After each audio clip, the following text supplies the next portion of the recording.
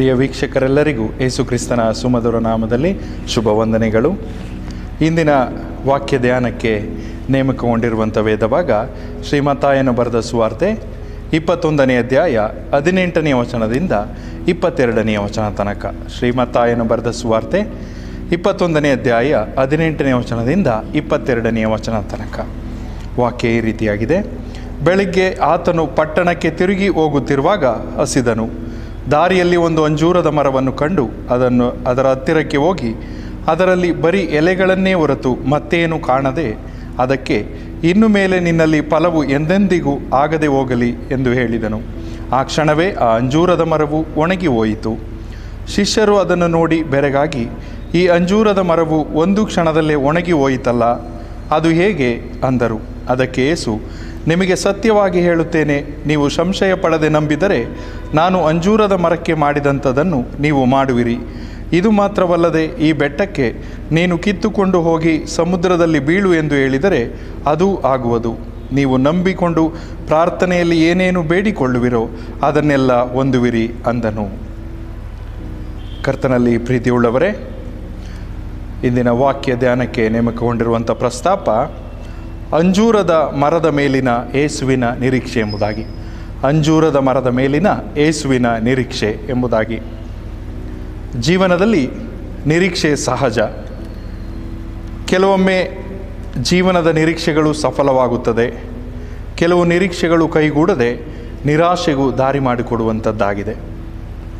ಇಂದಿನ ವಾಕ್ಯ ಭಾಗವನ್ನು ಗಮನಿಸುವಾಗ ಇಲ್ಲಿ ಅಂಜೂರದ ಮರದ ಮೇಲೆ ಯೇಸುವಿಗಿದ್ದ ನಿರೀಕ್ಷೆಯ ಬಗ್ಗೆ ತಿಳಿಯಬಹುದಾಗಿದೆ. ಇಂದು ನಾವು 3 ಪ್ರಾಮುಖ್ಯವಾದ ವಿಷಯಗಳನ್ನು ಆಲೋಚನೆ ಮಾಡೋಣ. ಮೊದಲನೆಯದಾಗಿ ಮಾನವರ ಮೇಲೆ ದೇವರ ಪ್ರೀತಿ. ಮಾನವರ ಮೇಲೆ ದೇವರ ಪ್ರೀತಿ.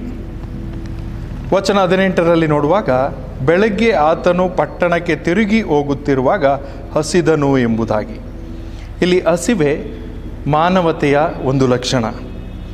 ಸೂಕ್ತ ಸಮಯದಲ್ಲಿನ ಹಸಿವು ಆರೋಗ್ಯ ವ್ಯಕ್ತಿಯ ಲಕ್ಷಣವೂ ಕೂಡ ಹೌದು. ಇಲ್ಲಿ ಆತನಿಗೆ ಹಸಿವಾಯಿತು ಎನ್ನುವುದು ಯೇಸುವಿನ ಮಾನವತೆಯನ್ನು ಸೂಚಿಸುತ್ತದೆ. ದೇವಪುತ್ರನಾಗಿದ್ದರೂ ನಮಗೋಸ್ಕರ ಮಾಂಸಾಧಾರಿಯಾಗಿ ಅಥವಾ ಮಾನವನಾಗಿ ನಮ್ಮ ಮಧ್ಯೆ ಬಂದ ಯೇಸುವಿನ ಆ ಒಂದು ಕಾರ್ಯವನ್ನು ನಾವು ಇಲ್ಲಿ ಮನಗಾಣಬಹುದು. ಅಂದರೆ ದೈವಿಕ ಪ್ರೀತಿ ಮತ್ತು ತ್ಯಾಗದ ಸಂಕೇತವಾಗಿ ಯೇಸುವನ್ನು ನಾವು ಇಲ್ಲಿ ಮನಗಾಣಬಹುದಾಗಿದೆ.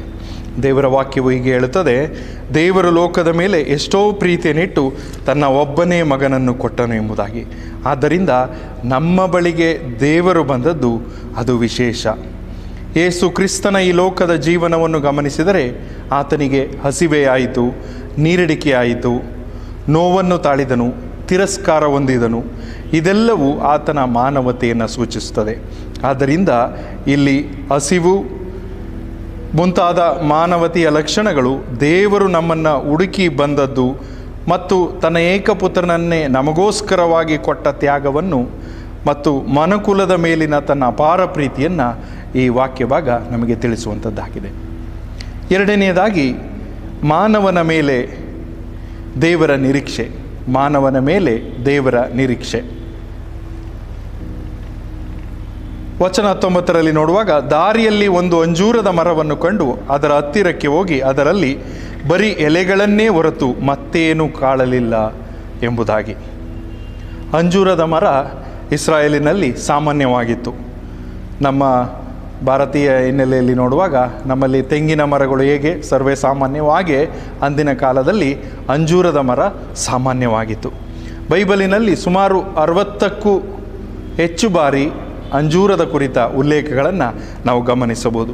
ಆದಿಕಾಂಡ 3ನೇ ಅಧ್ಯಾಯದ 7ನೇ ವಚನ ನೋಡುವಾಗ ಅಲ್ಲಿ ಆದಾಮ ಹವ್ವರು ಬೆತ್ತಲೆತನದ ಅರಿವಾದಾಗ ಅಂಜೂರದ ಮರದ ಬಳಿಗೆ ಹೋಗುತ್ತಾರೆ. ಮಧ್ಯಪ್ರಾಚ್ಯದ ಆಹಾರದಲ್ಲಿ ಅಂಜೂರ ಪ್ರಮುಖ ಪಾತ್ರವಾಗಿತ್ತು.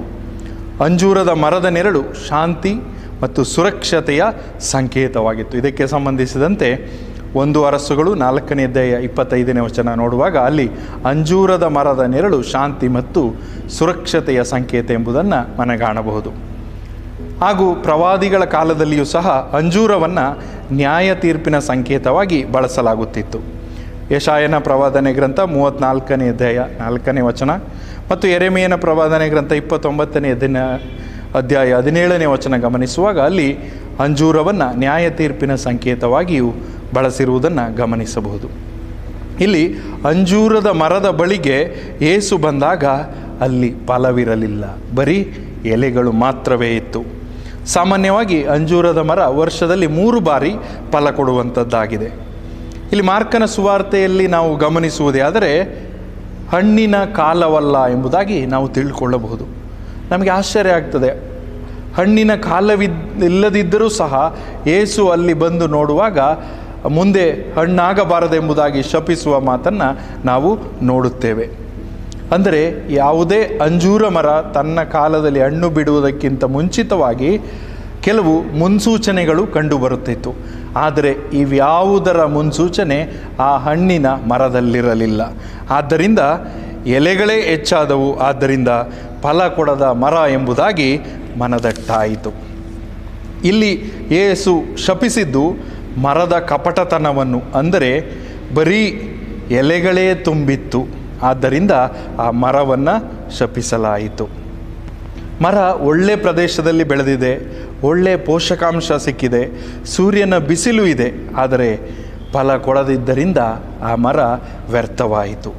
ಹಾಗೆ ನಮ್ಮ ಜೀವನದಲ್ಲೂ ಅಷ್ಟೇ ಸತ್ಯವೇದ ಇದೆ, ಪ್ರಾರ್ಥನೆಗಳಿದೆ, ಸುಂದರವಾದ ಆಲಯಗಳಿವೆ, ಆಧ್ಯಾತ್ಮಿಕ ಜೀವನಕ್ಕೆ ಬೇಕಾದ ಎಲ್ಲವೂ ಇವೆ.